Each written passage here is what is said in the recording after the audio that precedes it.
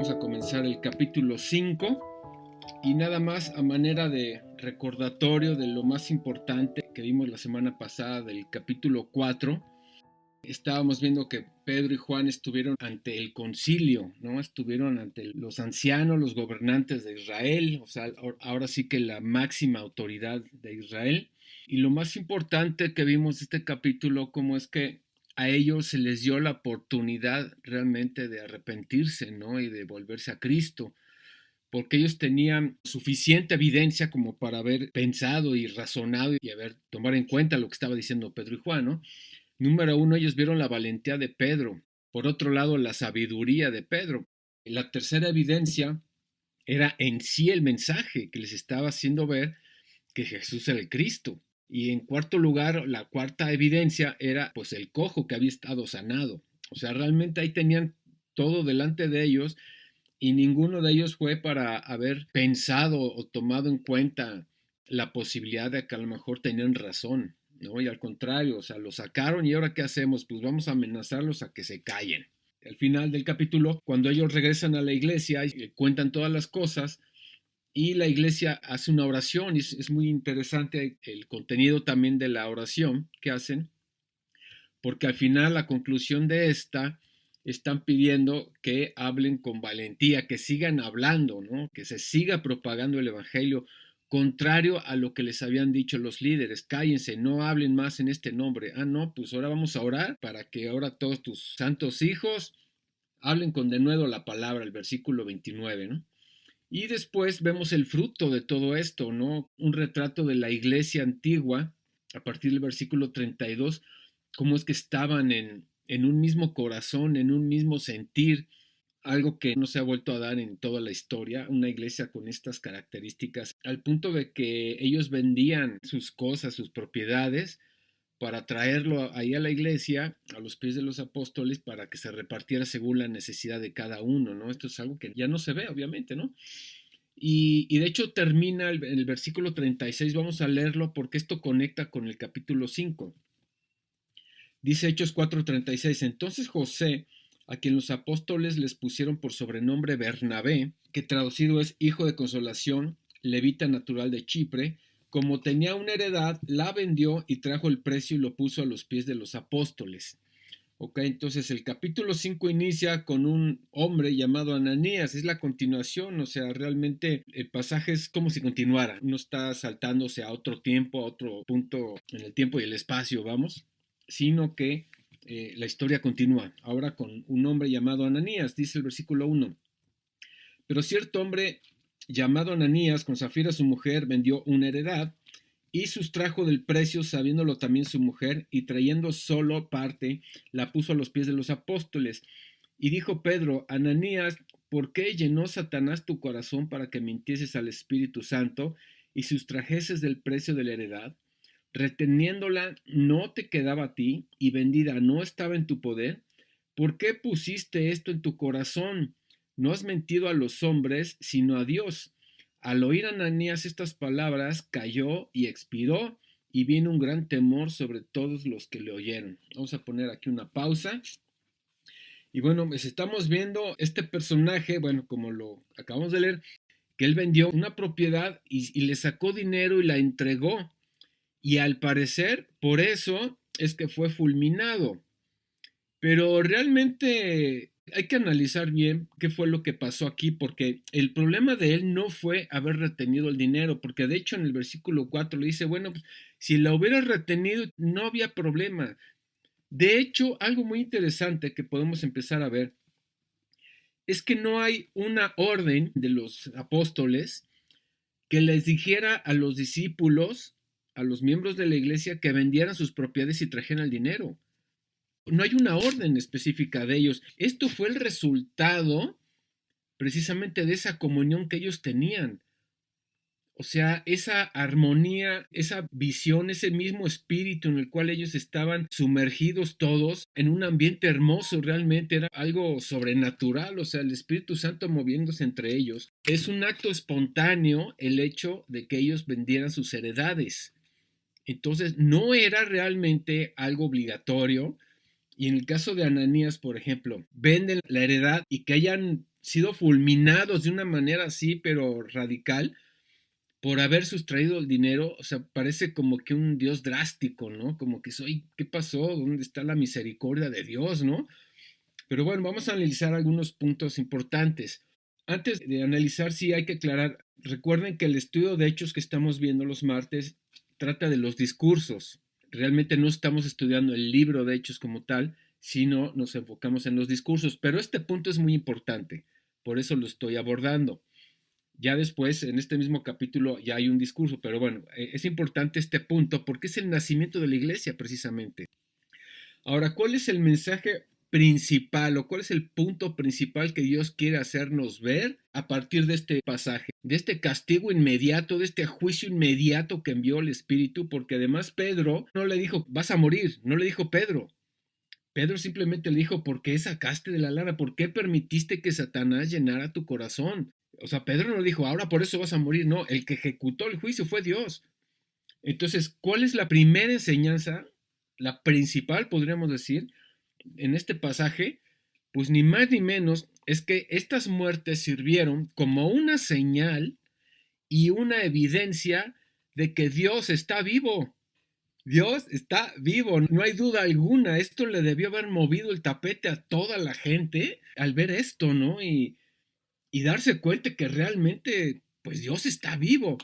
Ahora, este punto en el cual se encuentra la iglesia, repito, había una unidad tan fuerte, era un solo cuerpo, que es algo que también Dios obró. Hay un pasaje como que paralelo a este en el Antiguo Testamento que vamos a verlo. Acompáñenme a Josué 7, el libro de Josué capítulo 7, y vamos a ver un pasaje similar. Dice Josué 7 en el contexto, acuérdense que Josué fue el sucesor de Moisés. Moisés por un solo pecado, por haber golpeado la roca en lugar de haberle hablado y por haber no haberle dado la gloria a Dios delante del pueblo, no entró a la tierra de Canaán. Entonces Dios levantó a Josué como el sucesor de Moisés para que entrara a Canaán la segunda generación de Israel. Acuérdense que toda la generación que salió de Egipto fue fulminada, o sea, realmente por su incredulidad fueron muertos, se quedaron tirados en el desierto. De los casi 2 millones de hebreos que salieron de Egipto, solamente entraron, de esa generación original, solamente entraron 2, que fue Josué y Caleb. Entonces, los que entraron a la tierra prometida fueron los hijos que les nacieron durante los 40 años en el desierto. Entonces, cuando ellos llegan, si vamos al capítulo 6, la primera ciudad que ellos tenían que tomar, porque esta era la tierra que Dios le había dado a Abraham, pero como se habían ido a Egipto y estuvieron 400 años en Egipto, esta tierra ya había sido tomada. Entonces, en el capítulo 6, la primera ciudad que ellos tomaron, Dios le dio las instrucciones a Josué, dale 7 vueltas a la ciudad con el arca y los levitas y todo, y el séptimo día den 7 vueltas y toquen las trompetas a la séptima vuelta, y sabemos por la historia que se caían los muros, entraron y tomaron Jericó. Pero Dios les había dado una advertencia, no tomen nada, no agarren nada, o sea, ahí masacren a todos o tienen que acabar con todos ellos. Entonces, entramos al capítulo 7 y dice el versículo 1, pero los hijos de Israel cometieron una prevaricación en cuanto al anatema, porque Acán, hijo de Carmí, hijo de Sabdí, hijo de Sera, de la tribu de Judá, tomó del anatema y la ira de Jehová se encendió contra los hijos de Israel. Después Josué envió hombres desde Jericó a Jaí, o sea, era la segunda ciudad que tenía que tomar, que estaba junto a Bet-Aben, hacia el oriente de Betel, y les habló diciendo, subid y reconoced la tierra, y ellos subieron y reconocieron Jaí. Y volviendo a Josué, le dijeron, no suba todo el pueblo, o sea, los que habían sido enviados para checar la ciudad, como espías, vamos, llegaron a decirle a Josué, ¿sabes qué? Que no suba todo el pueblo, sino suban como dos o 3,000 hombres y tomarán Jai. No fatigues a todo el pueblo yendo ahí porque son pocos. O sea, después de haber tomado Jericó, que era una ciudad grande, los espías ven Jai, que es una ciudad pequeña, y dicen, no, pues estos así nos los vamos a echar, ¿no? Entonces le dicen a José, nada más manda 2 o 3,000, ¿no? Que no vaya todo el pueblo. Versículo 4, si vieron allá del pueblo como 3,000 hombres, los cuales huyeron delante de los de Jai, y los de Jai mataron de ellos unos 36 hombres, y siguieron desde la puerta hasta Sebarim, y los derrotaron en la bajada, por lo cual el corazón del pueblo desfalleció y vino a ser como agua. Se sacaron de onda, ¿por qué? Porque este pueblo diminuto los derrotó. Entonces, versículo 6, Josué rompió sus vestidos y se postró en tierra sobre su rostro delante del arca de Jehová hasta caer la tarde. Él y los ancianos de Israel echaron polvo sobre sus cabezas, o sea, verdaderamente estaban sacados de onda. Y Josué dijo, ay Señor Jehová, ¿por qué hiciste pasar este pueblo el Jordán para entregarnos en las manos de los amorreos para que nos destruyan? Ojalá nos hubiéramos quedado al otro lado del Jordán. O sea, él ya estaba pensando que Dios los había abandonado. Y dice el versículo 8, ay Señor, ¿qué diré? Ya que Israel ha vuelto la espada delante de sus enemigos, porque los cananeos y todos los moradores de la tierra huirán y los rodearán y borrará nuestro nombre de sobre la tierra. Y entonces, ¿qué harás tú a tu grande nombre? Ahí estaba llorando Josué. No, hombre, ya nos abandonaste, nos va a ir como en feria. Y responde el versículo 10.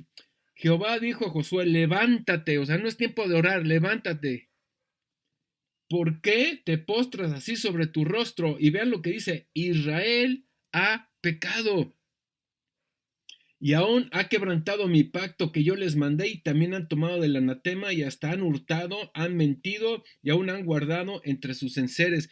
Quiero que chequen 2 puntos. Número 1, dice Israel ha pecado.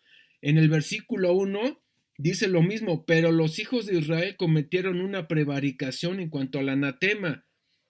O sea, en estos 2 versículos está diciendo que Israel ha pecado y por eso Dios sacó la mano en la batalla contra Jai y por eso fueron derrotados. Pero aquí lo que llama la atención es que, ¿por qué dice que Israel ha pecado si en el versículo dice que fue Acán? Fue una persona, no fue Israel.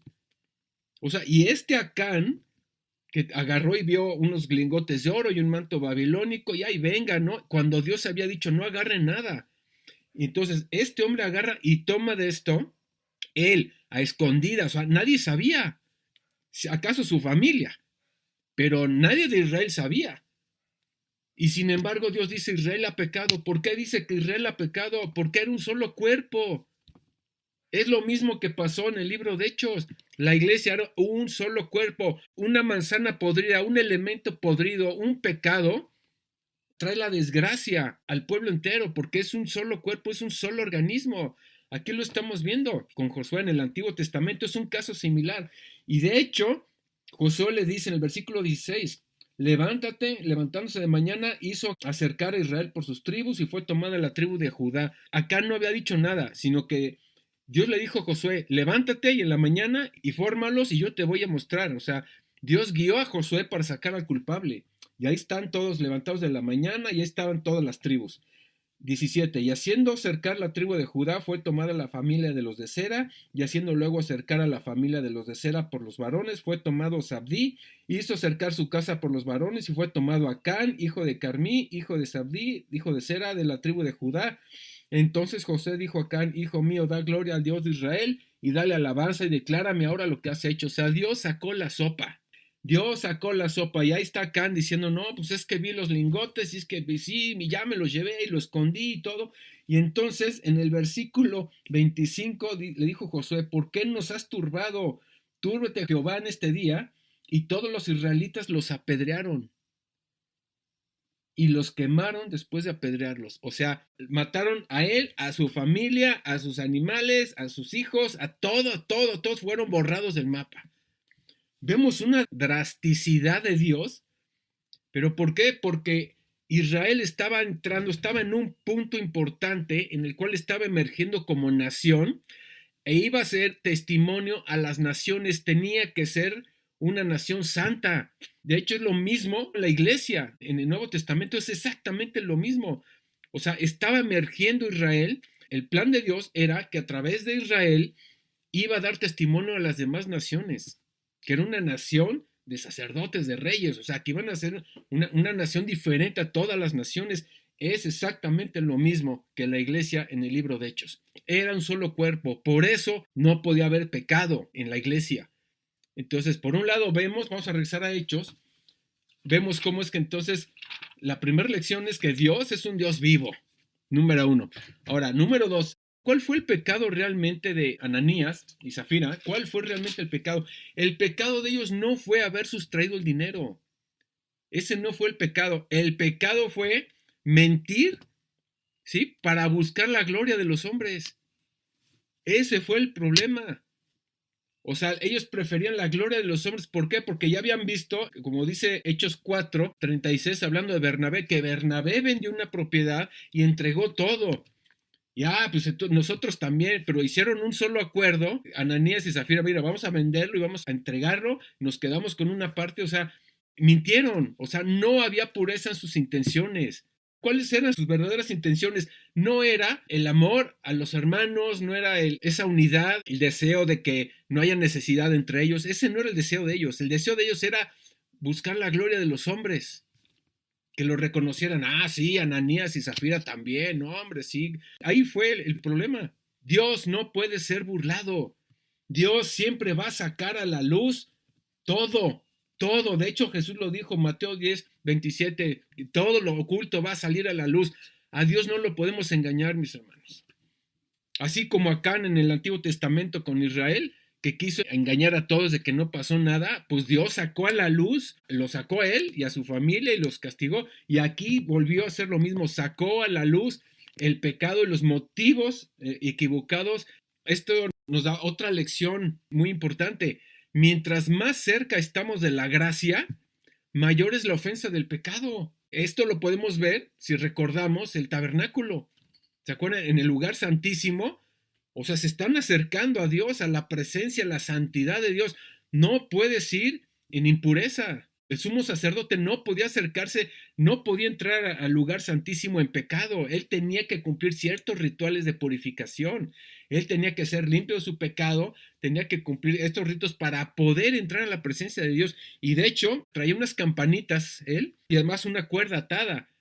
¿Por qué? Porque si acaso él entraba en pecado y moría, nadie podía entrar a sacar el cuerpo. Entonces, si ya no oían las campanitas, no, pues se me hace que ya se murió y por eso estaba atado y lo sacaban con una cuerda, porque nadie podía entrar al lugar santísimo. Entonces, mientras más cercanos estamos a la gracia, es mayor la ofensa al pecado. Esto nos debe de hacer temblar, tener ese temor de Dios y ver las consecuencias del pecado. Ahorita es diferente, ahorita vamos a ver por qué. ¿Por qué Dios no fulmina hoy en día como lo hizo con Zafira? Híjole, porque vaya que se abundan las mentiras entre los cristianos, entre la iglesia. ¿Por qué Dios ya no actúa como lo hizo ahí? Ahorita lo vamos a ver. Entonces, versículo 5. Al oír Ananías estas palabras cayó y expiró, y vino un gran temor sobre todos los que oyeron. Y levantándose los jóvenes lo envolvieron y sacándolo lo sepultaron. Pasando un lapso como de 3 horas, sucedió que entró su mujer, no sabiendo lo que había acontecido. Entonces Pedro dijo: Dime, ¿vendiste en tanto la heredad? Y ella dijo: Sí, en tanto. Y Pedro le dijo: ¿Por qué convinisteis en tentar al Espíritu del Señor? Aquí vemos otra vez el pecado.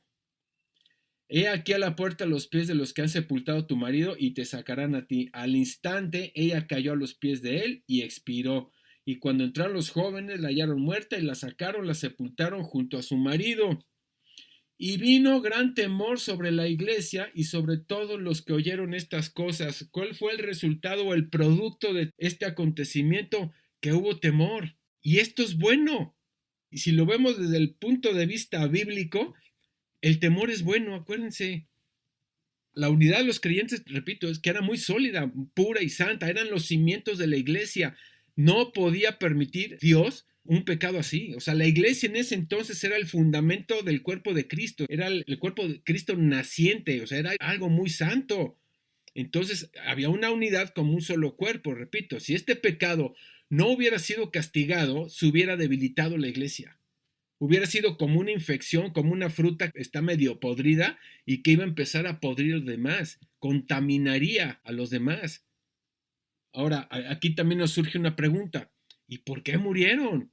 ¿Dónde está la misericordia de Dios? Si hablamos de misericordia, ¿por qué en estos días no ha actuado de la misma manera?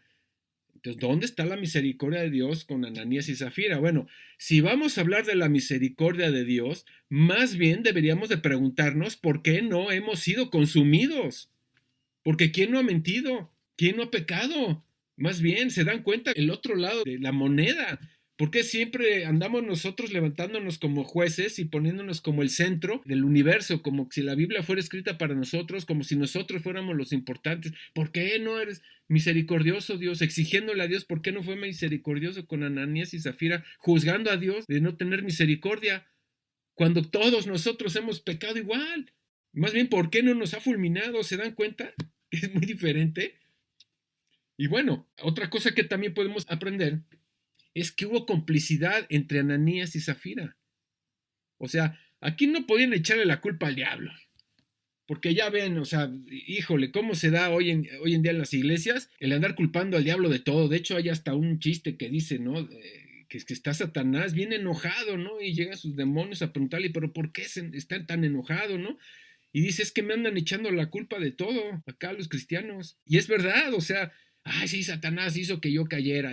No, espérate. O sea, sí, Satanás obviamente pues anda soplando ideas en la mente. Por eso es que el yelmo de la salvación, o sea, nuestra mente, nuestra cabeza debe estar enfocada en el evangelio, en las cosas de Dios. Si nosotros nos desenfocamos, porque eso es lo que busca Satanás, desenfocarnos. Lo vimos el otro día en la lista de bendiciones que tenemos ya como creyentes, y que él ya está vencido. Satanás ya está vencido. Entonces, la única manera en la que él puede obrar es pues metiéndonos ideas a través de personas. Yo no sé quién inició la idea, Ananías o Zafira, decir, oye, pues vamos a venderla, nos quedamos una lana, damos el dinero a la iglesia y así nos paramos el cuello y vamos a tener respeto. Yo no sé de quién fue la idea. Igual y fue soplada por el diablo, pero por eso es que uno debe siempre estar atento, con la parabólica prendida para discernir los pensamientos. Por eso, como dice Hebreos 4:12, la palabra de Dios es viva y eficaz y nos hace discernir los pensamientos. O sea, las cosas de Dios, lo que es y lo que no es. ¿Saben lo que es el discernimiento? El discernimiento no es diferenciar entre lo bueno y lo malo. El discernimiento es diferenciar entre lo bueno y lo casi bueno. Porque hay muchas cosas que son casi buenas, que parecen buenas o que parecen bíblicas.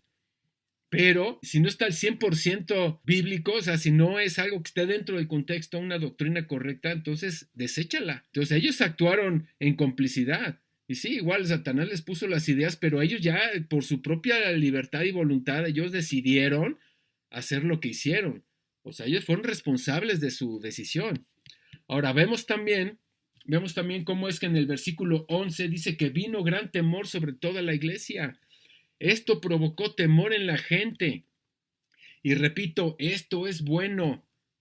Y si vamos, por ejemplo, a Proverbios capítulo 1, versículo 7, que dice que el principio de la sabiduría es el temor de Dios. Ahora, mis hermanos, ¿qué es el temor de Dios? ¿Qué entienden por el temor de Dios? No es tenerle miedo a Dios. No es tenerle miedo de que me va a castigar. El temor de Dios es la conciencia de que Él me está viendo las 24 horas. Estamos monitoreados las 24 horas, mis amados, con cámaras por todos lados, con grabadora también, anda grabando nuestros pensamientos también. Todo está monitoreado, todo está perfectamente expuesto delante de Él.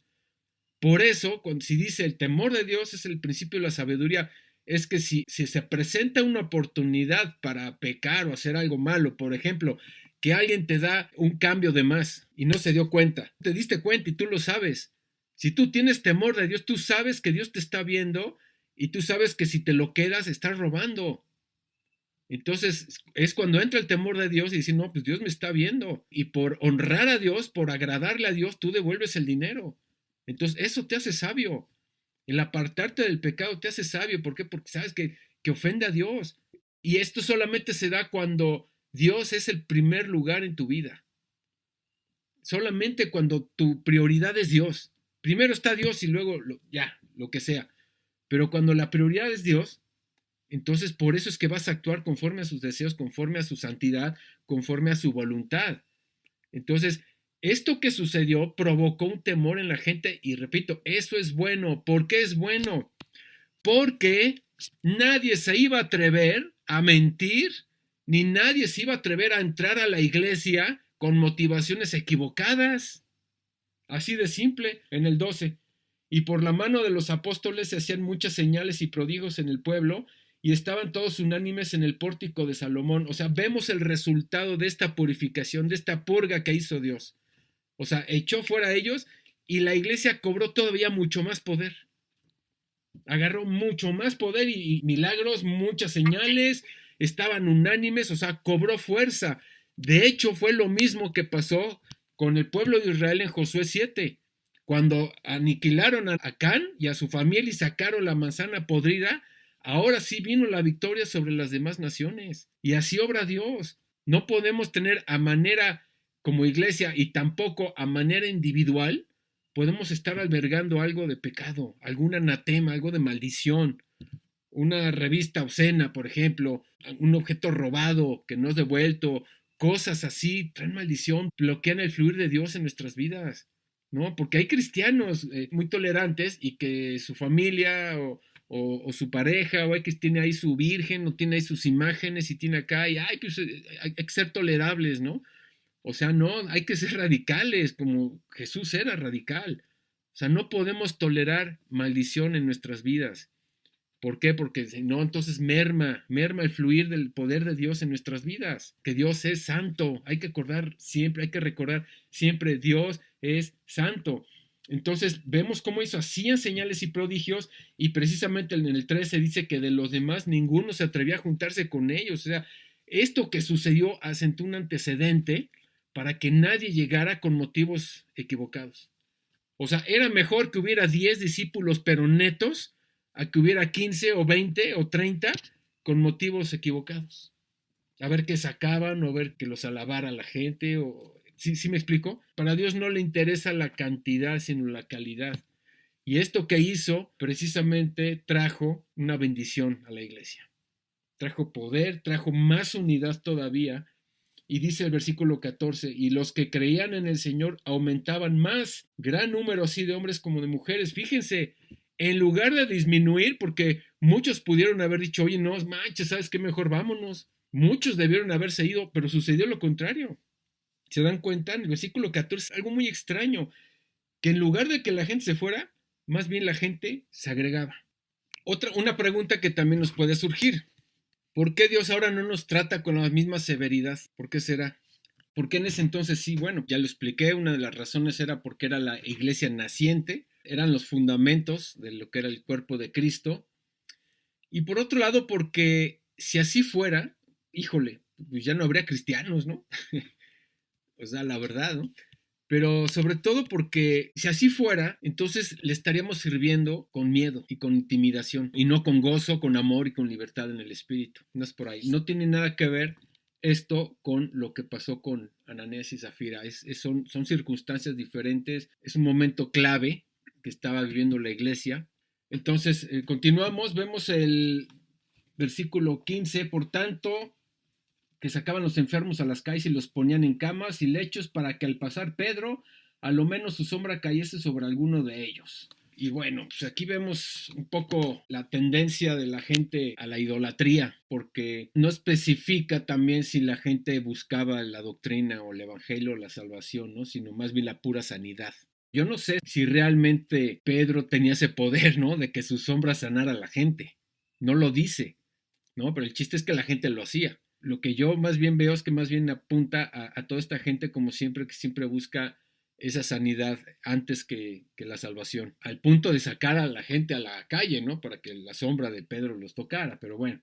Y aún de las ciudades vecinas muchas venían de Jerusalén trayendo enfermos y atormentados de espíritus inmundos y todos eran sanados. Pero repito, no dice que fueron tocados por la sombra de Pedro. ¿Por qué Dios permitía que sanaran? Pues porque daba testimonio que Dios estaba con ellos, simplemente. Versículo 17. Entonces levantándose el sumo sacerdote y todos los que estaban con él, esto es, la secta de los saduceos, se llenaron de celos. Aquí vemos nuevamente la tendencia natural humana de los líderes, que eran resentidos, que eran celosos, que eran envidiosos, como viene por ejemplo en Hechos 4:2, que lo vimos la semana pasada, que cuando ellos estaban predicando, Pedro y Juan, dice que ellos estaban resentidos de que enseñaran al pueblo. En Marcos 15:10, cuando Jesús es llevado ante Pilato, y que Pilato dice la palabra en Marcos 15:10, que Pilato sabía que habían entregado a Jesús por envidia.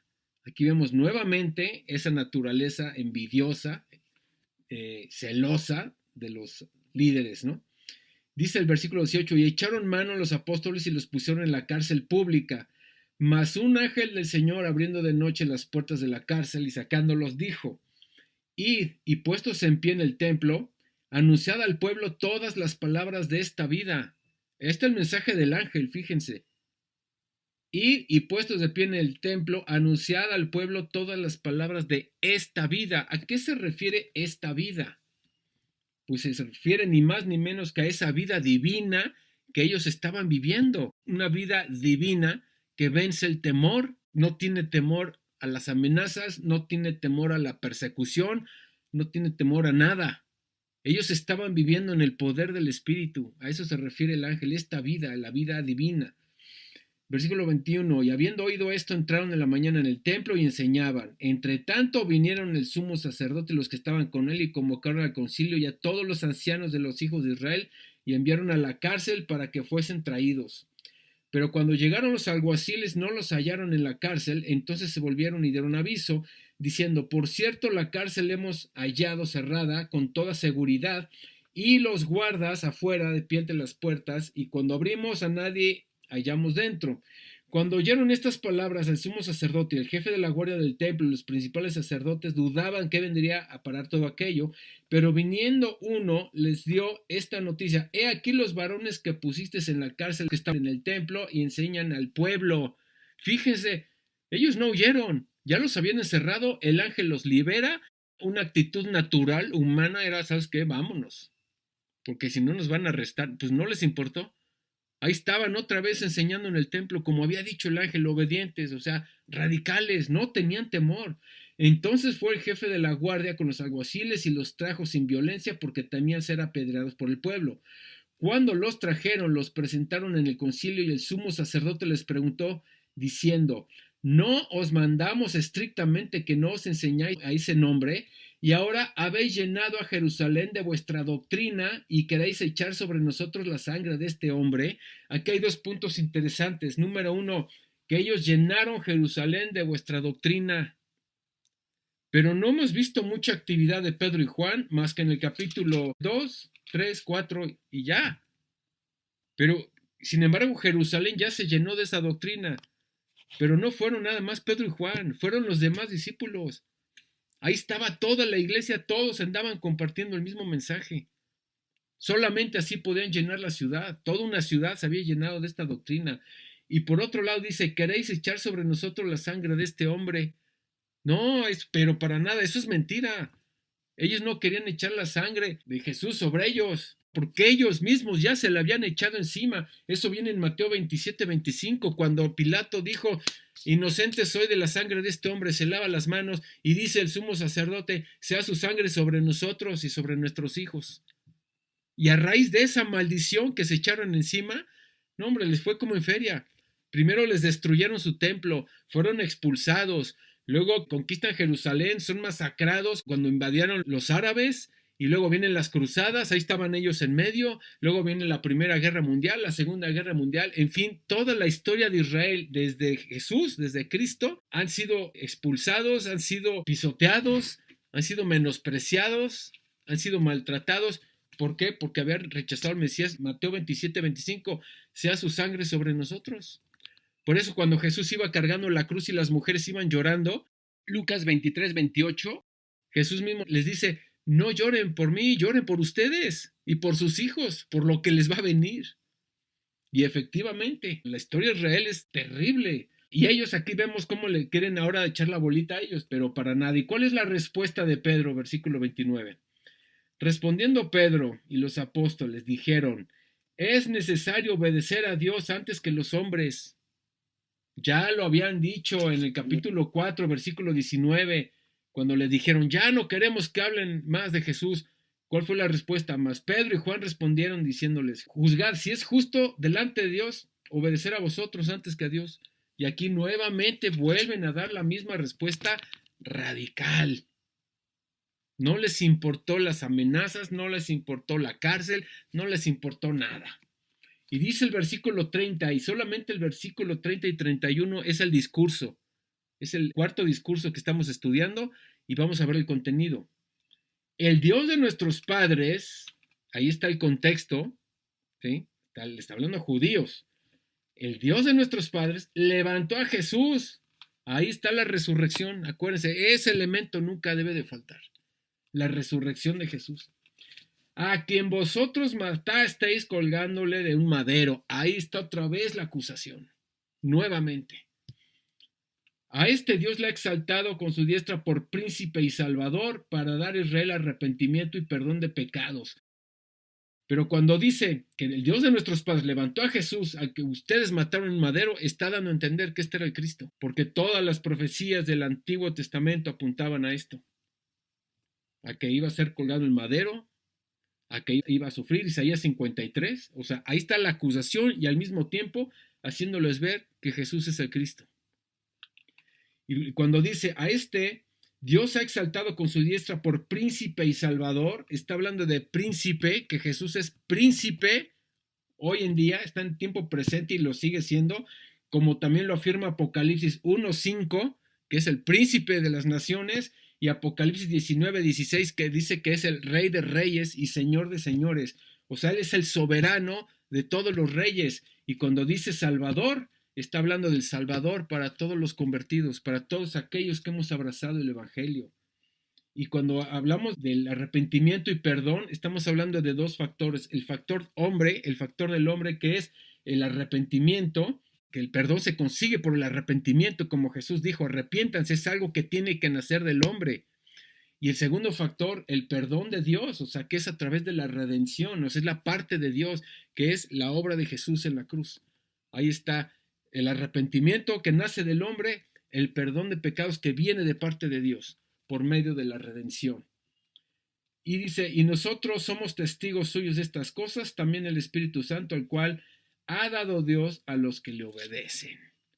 Ellos oyendo esto se enfurecían y querían matarlos en lugar de pensar, oigan, ya la segunda vez, ya viste, o sea, nuevamente están viendo el testimonio de Pedro, ya los encarcelamos, ya habían sanado al cojo, ya había hablado con sabiduría, vuelve a decir, es necesario obedecer a Dios, que a los hombres no les importó las amenazas, aquí están otra vez enfrente, oye, ¿no será cierto lo que dicen? Pero en esta ocasión, ahora sí se levantó una persona. Dice el versículo 34, entonces levantándose en el concilio un fariseo llamado Gamaliel, doctor de la ley, venerado por todo el pueblo, mandó que se sacasen fuera por un momento a los apóstoles. Y luego dijo, varones israelitas, mirad por vosotros los que vas a hacéis por respecto a estos hombres. Vaya, como que una persona fue alumbrado. Gamaliel, que por cierto, Gamaliel, doctor de la ley, fue el que instruyó a Pablo. Y dice 36, porque antes de estos días se levantó Teudas diciendo que era alguien, y a este se unió un número como de 400 hombres, pero él fue muerto y todos los que obedecían fueron dispersados y reducidos a nada. Después de este se levantó Judas el Galileo en los días de censo y llevó en pos así mucho pueblo, pereció también él y todos los que obedecieron fueron dispersados. Aquí está hablando dos personajes que se levantaron como los Mesías. Y de hecho hay otros personas que no los menciona Gamaliel, pero en la historia sí está registrado varias personas, no tengo aquí los nombres, pero sí lo he estudiado, de varias personas que se levantaron como el Mesías. Ya ven que estaba la promesa de que iba a venir el Mesías, pero ¿cuál fue la característica de estos Mesías? Que estos sí iban con armas y con un grupo de personas a querer rebelarse contra Roma. Y fueron masacrados, obviamente. Todavía después de Jesús, me acuerdo que hay uno que se llama Sabtai Chai, una cosa así. Era un judío que se levantó como el Mesías, porque era rico, vivía en Turquía. Y él se levantó como un Mesías y tenía poder económico y armó un ejército y él se autoproclamó como Mesías. Y las cosas no salieron bien, lo arrestan y un sultán musulmán que dice, tú eres el Mesías, a ver, vamos a clavarte unas flechas para ver si sobrevives. Y si sobrevives, creemos en ti. ¿Y qué hizo este hombre? No, ¿cómo creen? Estaba bromeando. No es cierto. Y así vemos muchos farsantes en la historia, ¿no? Y bueno, dice el versículo 38, ahora os digo, apartaos de estos hombres y dejadlos, porque si este consejo o esta obra es de hombres, se desvanecerá. Vaya, hasta que haya alguien sabio. Por lo menos dice, ¿saben qué? Vamos a esperar, porque si es de Dios, olvídense. Mas si es de Dios, aquí precisamente lo dice el 39, no la podréis destruir, no seáis que tal vez seáis hallados luchando contra Dios. Se los está avisando Gamaliel. El versículo 40, y convinieron con él y llamando a los apóstoles después de azotarlos, o sea, así se llevaron sus azotes, les intimaron que no hablasen en el nombre de Jesús y los pusieron en libertad. O sea, sí se llevaron sus azotes. Pero vean la respuesta, mis amados. Esto es lo que en serio sorprende. 41. Y ellos salieron de la presencia del concilio como llorando, lamentándose, quejándose con Dios, o cómo gozosos, gozosos de haber sido tenidos por dignos de padecer afrenta por causa del nombre. Vean la actitud, en verdad, el corazón de los apóstoles, de los verdaderos discípulos. En verdad, ¿cuánto nos falta llegar a eso? A veces por cualquier tontería nos andamos ofendiendo. Vean estos hombres, azotados, o sea, látigos, latigazos. No sé si han recibido un latigazo una vez en su vida, yo no, pero ha de doler mucho. Pero estos salen gozosos. ¿Y ustedes creen que esto los iba a intimidar? Pero para nada. Y cerramos versículo 42. Y todos los días en el templo y por las casas no cesaban de enseñar. Todos los días, ahí estaban sus vidas totalmente consagradas al deseo de Dios. Y en el templo además, donde habían sido arrestados, a propósito, así. Y también por las casas, no cesaban de enseñar y predicar a Jesucristo. Acuérdense que una cosa es predicar a Jesucristo y otra cosa es predicar de Jesucristo. Son cosas diferentes. ¿Cuál es la diferencia? Predicar de Cristo es como si estuviera hablando datos de Él, pero predicar a Cristo es modelarlo. Entonces, cuando dicen que predican a Jesucristo, y esto lo vemos constantemente en el libro de Hechos, así dice, predican a Jesucristo. O sea, lo están modelando como lo acabamos de ver, o sea, están gozosos, o sea, estaban verdaderamente dando testimonio de que Cristo vivía en ellos, que estaban siendo moldeados a la imagen de Cristo. Eso es predicar a Cristo. Cuando nuestra vida está siendo moldeada a su imagen y estamos a través de nuestra vida reflejando al prójimo, a la sociedad, que Cristo vive en nosotros. La pregunta, mis amados, es, ¿qué tanto de nuestra vida refleja a Cristo? Es una pregunta personal, cada quien respóndalo y Dios sabe la respuesta. Pero, mis amados, para eso fuimos llamados. A eso fuimos llamados. Por eso nos salvó el Señor, predestinados para ser conformados a la imagen de Cristo. A eso fuimos llamados, mis amados.